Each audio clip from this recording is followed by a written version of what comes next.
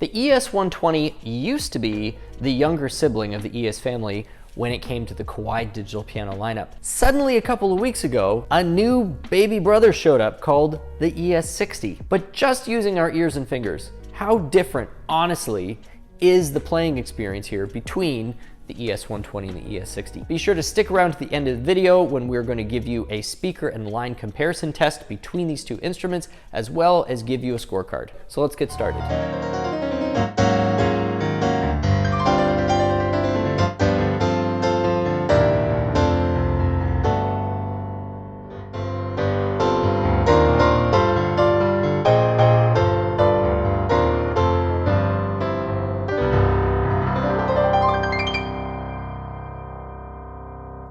First of all, the action between these two is definitely a different experience. We've got the responsive hammer compact action up here that has improved cushioning over the prior generation. It's a dual sensor action, and of all of the actions Kawai makes, I would actually describe this as being the one closest to the Yamaha type feel that you would find on, say, upper level YDP series. Just like the ES60, the ES120 is also using a matte finish on both the black and the white keys, although it isn't quite as matted as what you find down on the ES60. So the ES60 has a slightly more slippery texture to it. You don't feel quite as sticky on the key as on the 120. 120 is still more glidey than, say, what you'd find on a Yamaha P145. So this is kind of the middle ground.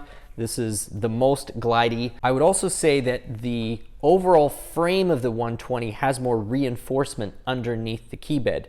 And so when I was really starting to lay in there, creeping up over the forte range and kind of getting into a fortissimo range, there is a bit more of a solid feel underneath the key bed on the 120 than you get on the ES60. The last thing I'm going to mention is that on the key action to the ES60, I feel like the key is actually returning to its rest position slightly faster than the ES120.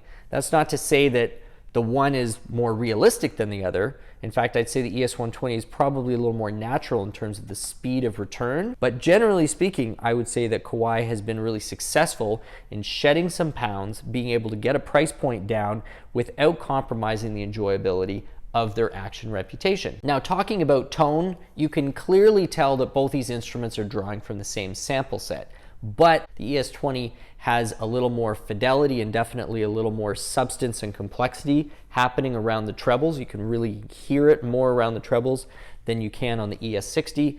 ES60 is using their first gen harmonic imaging engine. The ES120 has the upgraded harmonic imaging engine, sort of their second tier in terms of the architecture. Now, one thing that caught me by surprise was the difference in the speaker experience, because these both have on paper the same rated wattage.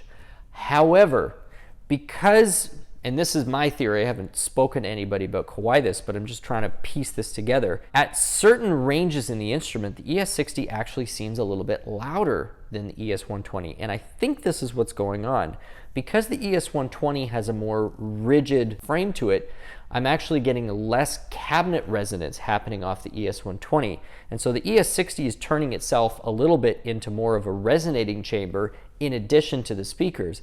And that's giving me the impression that it's actually a little bit louder, a little bit punchier. The ES120 certainly has a slightly tighter sound to it. There's a little less extraneous resonance going on, but that does cause the overall volume effect to feel like it's a little bit dampened compared to this ES60, which is just punching way above its weight in terms of its price point versus just the volume it's outputting. For anybody who is a pretty experienced player, you are undoubtedly going to enjoy the tactile feel of the ES120 more. It's more reinforced, it's designed to take a bit more punishment, it feels like, and the cushioning on the bottom of the key you can feel is certainly intended for a more experienced player. But I would say this about the ES60, for certainly anybody just starting out, this is going to give you an ample headroom in terms of dynamic range with a great action to play on. And even for people who have been playing a while, the ES60 is a fantastic instrument, which is still going to give you, I would say, probably the most complex piano sample available